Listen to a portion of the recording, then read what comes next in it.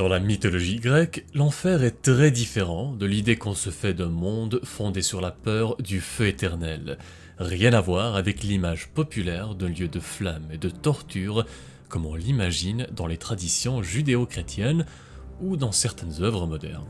Il s'agit plutôt d'un vaste royaume souterrain, gouverné par Hadès, frère de Zeus et de Poséidon, et qui est à la fois très complexe et assez bien organisé. L'enfer grec est composé de plusieurs régions distinctes, chacune ayant ses propres fonctions, ses propres symboliques et ses propres règles. Ces zones forment une sorte d'écosystème de l'au-delà où les âmes sont triées, punies ou parfois simplement oubliées et laissées à la merci d'un supplice éternel ou d'une errance sans but. Certains y subissent des châtiments sur mesure, comme par exemple Sisyphe, condamné à pousser éternellement un rocher jusqu'au sommet d'une montagne. Bref, vous l'avez compris, aujourd'hui nous allons explorer ensemble les différentes régions qui forment le monde des morts dans la Grèce antique. Mais juste avant de commencer, parlons un peu de la mort elle-même et comment les anciens Grecs la concevaient. Le royaume d'Hadès n'était pas seulement un lieu de punition, c'était surtout et avant tout la destination naturelle de toutes les âmes humaines, peu importe leur vie sur Terre. Jeunes ou vieux, pauvres ou riches, héros glorieux ou lâches anonymes, tout le monde finissait tôt ou tard par se retrouver entre les mains d'Hadès. Selon la croyance populaire, reprise notamment par des poètes comme Homère ou Hésiode, les âmes des défunts étaient juste après leur mort guidées par Hermès, parfois Thanatos, cette figure douce mais inévitable de la mort, jusqu'aux portes du royaume des enfers. Une fois là, les âmes pénétraient dans un monde souterrain froid, brumeux et silencieux où le souvenir s'efface et où la lumière du soleil n'atteint jamais. C'est un lieu dont il était quasiment impossible de s'échapper, à quelques exceptions près. Certains héros, comme Orphée, le musicien de légende, ou le demi-dieu Héraclès, ont réussi à revenir du royaume des morts. Mais sinon, échapper à la poignée de fer d'Hadès était une chose impensable, parce qu'une fois franchie la frontière entre les deux mondes, le retour à la vie devenait très difficile. Pour les Grecs, la mort n'était ni un châtiment divin, ni une fin brutale, mais une étape inévitable de l'existence humaine. On la craignait, oui, comme on craint tout ce qui nous dépasse, mais on la respectait aussi, comme une force naturelle à laquelle nul ne pouvait échapper. Il ne s'agissait pas d'en triompher, mais de l'accepter. Tout le monde savait qu'un jour viendrait le grand voyage vers l'au-delà, et ce voyage, il commençait d'abord par une porte. Selon différentes traditions grecques, l'entrée des enfers pouvait être soit à l'ouest du monde, là où le soleil meurt, à l'intérieur de cavernes très profondes, invisibles aux vivants, ou encore dans des gouffres situés aux confins de la terre. Certains mythes situent même une des entrées dans les gorges du Ténare, dans le sud du Péloponnèse, ou encore dans les profondeurs du lac Averne, en Italie. Quelle que soit l'entrée exacte des enfers, une chose est sûre, elle est farouchement gardée par Cerbère, le chien fidèle d'Hadès, dont le rôle est d'empêcher quiconque de pénétrer vivant dans le royaume des morts, mais aussi de veiller à ce qu'aucune âme ne s'en échappe. Une fois cette barrière franchie, l'âme du défunt devait traverser un fleuve bien particulier, une frontière symbolique et infranchissable entre les vivants et les morts. Et contrairement à ce que l'on croit souvent aujourd'hui, ce fleuve n'était pas le Styx, mais l'Achéron. Dans les traditions grecques les plus anciennes, notamment chez Homère, c'est sur l'Achéron que Charon, le passeur des morts, guidait les âmes à bord de sa petite barque. L'Achéron, fleuve sacré, représentait le passage sans retour, l'abandon total du monde des vivants. Mais avec le temps, les récits ont évolué. Dans des versions plus tardives, comme celle de Virgile, c'est le Styx qui gagne en importance, jusqu'à devenir le fleuve le plus célèbre des enfers. Et ce n'est pas sans raison, le Styx n'est pas seulement un fleuve infernal, c'est aussi celui sur lequel les dieux de l'Olympe eux-mêmes prêtaient serment. Un serment fait sur le Styx était sacré, inviolable, et si un dieu osait rompre sa parole, la punition était implacable. Il était contraint de rester muet et inactif pendant une année entière, privé de nectar et d'ambroisie. Mais pour que Charon puisse mener les âmes à bon port, elle devait avant tout avoir de quoi payer le trajet. C'est pourquoi les vivants plaçaient traditionnellement une obole, une petite pièce, dans la bouche ou sur les yeux du défunt, pour s'assurer qu'il ne reste pas éternellement errant sur les rives de l'Achéron. C'est pourquoi dans les rites funéraires grecs, il était essentiel de placer une pièce sur le corps du mort pour s'assurer qu'il puisse payer Charon et assurer son passage vers l'au-delà. D'ailleurs, en plus de l'Achéron et du Styx, il y a dans la mythologie grecque 3 autres fleuves tout aussi importants, le Cocyte, le Phlegéton et le Léthé. Chacun avait ses propres fonctions et symboliques, mais nous y reviendrons plus en détail dans la prochaine vidéo, consacrée entièrement au fleuve des enfers. Bref, une fois le fleuve infernal traversé, l'âme n'était pas encore au bout de son voyage, parce qu'elle devait maintenant faire face au jugement. Et c'est ici qu'interviennent les juges du royaume des morts. Après avoir été transportée par Charon, l'âme du défunt se retrouvait devant 3 juges, Minos, Rhadamante et Éaque. Leur rôle était d'examiner la vie du mort, ses actions, ses intentions et de déterminer son sort dans l'au-delà.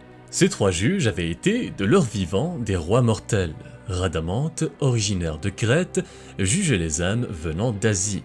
Éaque, roi d'Égine, s'occupait de celles venant d'Europe. Et enfin, Minos, le plus éminent des 3, tranchait les cas complexes et avait le dernier mot en cas de désaccord. Il agissait un peu comme l'arbitre suprême du monde souterrain. Les âmes jugées vertueuses étaient dirigées vers les Champs-Élysées, un lieu de paix éternelle, baigné de lumière, où les héros, les sages et les justes menaient une seconde vie douce et entourée de beauté. On y vivait sans souffrance, parfois même en compagnie des dieux, dans une nature éternellement printanière. Ceux qui avaient été cruels ou injustes étaient envoyés dans le Tartare, un gouffre de ténèbres réservé aux pires criminels, traîtres, parjures et ennemis des dieux. Là, elles subissaient des châtiments sans fin, souvent adaptés sur mesure à leurs fautes. On y retrouve des condamnés comme Tantale, Ixion ou Sisyphe. Quant aux âmes ni tout à fait bonnes, ni véritablement mauvaises, c'est dans le pré d'Asphodèle qu'elles étaient envoyées. Le pré d'Asphodèle était tout simplement la destination la plus commune de l'au-delà. C'était un vaste espace gris et silencieux, couvert de fleurs d'asphodèle, d'où le nom de cet endroit. Cette plante poussait souvent près des tombes et était étroitement associée à la mort et à l'oubli. C'est pourquoi elle symbolisait parfaitement l'existence floue et passive des morts ordinaires, condamnés à errer pour l'éternité sans aucun souvenir clair de leur vie terrestre. Les âmes qui se retrouvaient là-bas erraient sans but, sans désir et sans espoir, dans une forme d'existence spectrale, ni agréable, ni douloureuse. On peut comparer cet endroit au limbe de la tradition chrétienne, un espace intermédiaire d'attente et d'oubli. Dans l'Odyssée, Homère décrit ces plaines comme le lieu où résident les âmes des morts ordinaires, des gens qui n'avaient pas de grands exploits à leur nom et qui n'avaient pas commis de crimes très graves. En gros, c'est là que se retrouve la grande majorité des humains, quelles que soient leurs origines ou leur statut social. Elles y vivent jour après jour, privées de leur énergie vitale comme des ombres pâles et muettes. C'est pas si mal parce que ces âmes ne souffrent pas vraiment, mais ce n'est pas non plus l'idéal. Mais heureusement, pour une poignée d'élus et d'héros protégés des dieux, une toute autre destinée les attendait, baignée de lumière et d'harmonie. Les Champs-Élysées. Dans la mythologie grecque, les Champs-Élysées représentent le paradis parfait. Contrairement à la monotonie du champ d'Asphodèle, l'Élysée est un lieu de beauté et de paix éternelle. Chez Homère, dans l'Odyssée, les Champs-Élysées sont décrits comme un lieu situé au bout de la terre, près de l'océan, où règne une éternelle douceur de vivre. C'est l'endroit où tout le monde rêve d'aller après la mort, mais disons que l'accès à ce paradis n'est pas donné. Seules les âmes des héros choisis, comme Achille ou Héraclès, se voient accorder une existence bienheureuse en récompense de leur bravoure et de leurs exploits. C'est aussi un endroit où le climat est idéal, il n'y a pas de neige, ni de pluie ou de tempête, mais un vent doux, perpétuel, soufflé par le dieu du vent de l'ouest, Zéphyr. Plus tard, chez Hésiode, l'Élysée prend une autre forme. Dans son poème, Les Travaux et les Jours, il ne parle pas explicitement des Champs-Élysées, mais il évoque plutôt ce qu'il appelle les îles des bienheureux. Il le décrit comme un lieu paradisiaque, situé aux confins du monde, au-delà de l'océan. C'est là que vivent les âmes de la 4e race des hommes, les héros, morts pendant les grandes guerres mythiques, comme celle de Troie. Selon le poète, ils y vivent une existence exempte de peine, à l'ombre d'arbres dorés et dans une paix éternelle. Mais si les Champs-Élysées représentent l'ultime récompense pour l'âme des morts, la prochaine région, elle, incarne la punition ultime. Le Tartare, dans la mythologie grecque, est représenté à la fois comme une divinité primordiale, est comme la région la plus profonde, sombre et redoutable des enfers. En tant que dieu, Tartare est l'un des protagonoi, les divinités primordiales nées du chaos, aux côtés de Gaïa, la terre, Ereb, les ténèbres, Nyx, la nuit, et Ouranos, le ciel. Il est parfois mentionné comme le père du monstrueux Typhon qu'il aurait eu avec Gaïa. Mais petit à petit, dans la tradition grecque, l'aspect divin du Tartare s'efface et se transforme en celle d'un abîme inatteignable dans les profondeurs de la terre. Dans l'Iliade, Homère affirme que le Tartare se trouve aussi loin sous les enfers que le ciel l'est au-dessus de la terre. Hésiode, lui, avait écrit qu'une enclume de bronze mettrait 9 jours et 9 nuits pour tomber de la surface du monde jusqu'au Tartare. Ce lieu devient alors la prison suprême, la forteresse des pires entités de la mythologie grecque. Ouranos, le dieu du ciel, y enferme d'abord ses propres enfants, les cyclopes et les hécatonchires, ces créatures monstrueuses à 100 bras et 50 têtes qu'il craint pour leur puissance. Mais ce geste cruel provoquera sa chute, parce que Gaïa incitera ses autres enfants, les titans, à se révolter contre lui. Lorsque Cronos, le plus jeune des titans, renverse son père, il devient à son tour le roi des dieux. Et pourtant, lui aussi est terrifié par les anciens monstres de sa lignée et les laisse enfermer dans le Tartare. Il renforce même la sécurité en plaçant un dragon nommé Campé pour garder les portes de la prison.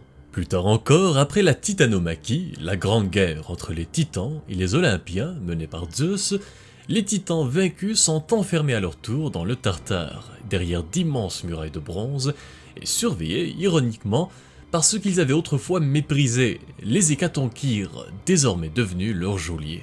Avec le temps, le Tartare devient aussi un lieu de punition morale dans la pensée grecque. Certaines traditions tardives, influencées par l'Orphis, mais d'autres cultes mystériques, y envoient les âmes des mortels ayant commis les pires crimes, les crimes les plus odieux, notamment ceux qui ont défié les dieux ou violé l'ordre cosmique. Parmi eux, on retrouve par exemple le fils de Zeus, Tantale, éternellement affamé et assoiffé, mais entouré d'eau et de fruits qu'il ne peut jamais atteindre. Il avait été puni pour avoir servi son propre fils en festin aux dieux. On y retrouve aussi le roi des Lapites, Ixion, enchaîné à une roue en feu, tournant sans fin, pour avoir tenté de séduire la déesse Héra. Ces châtiments, aussi cruels que symboliques, ont marqué l'imaginaire collectif pendant des siècles et continuent de le faire aujourd'hui encore dans la culture populaire contemporaine. Grâce à la littérature, au cinéma, aux séries et aux jeux vidéo, la mythologie grecque est aujourd'hui bien ancrée dans notre culture populaire. C'est pourquoi nous retrouvons plusieurs renditions et interprétations modernes du royaume des morts. Dans le film de Disney, Hercule, le royaume d'Hadès apparaît comme un immense gouffre sombre et brumeux peuplé de fantômes, de démons et de squelettes. Et je dois dire que la version exubérante et sarcastique d'Hadès en font l'un de mes personnages préférés, même si elle n'a pas grand chose à voir avec le dieu de la mythologie grecque.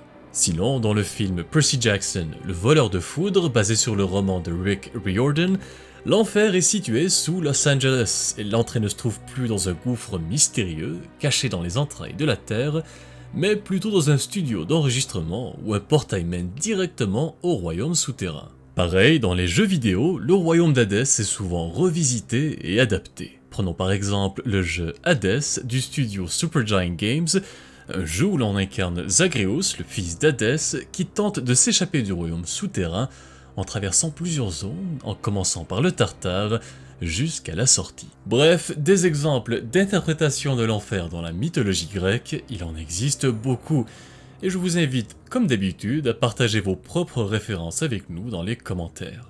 C'est toujours un plaisir de découvrir de nouvelles œuvres avec vous. Sur ce, merci encore à tous d'être restés jusqu'à la fin de cette vidéo, j'espère qu'elle vous a plu. Si vous avez d'autres suggestions de sujets pour les prochaines vidéos, laissez-les aussi en commentaire. Et bien sûr, abonnez-vous si ce n'est pas encore fait et activez la cloche pour ne rien manquer. Merci encore tout le monde et à très bientôt.